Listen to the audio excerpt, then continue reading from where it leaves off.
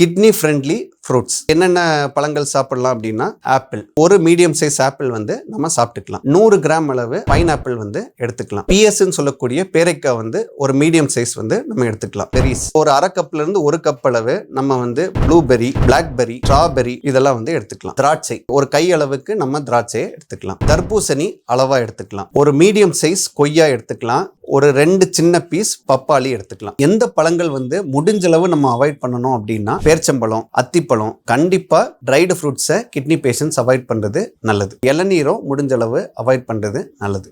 முக்கணிகள் மா, பலா, வாழை முடிஞ்சளவு அவாய்ட் பண்றது பெட்டர்.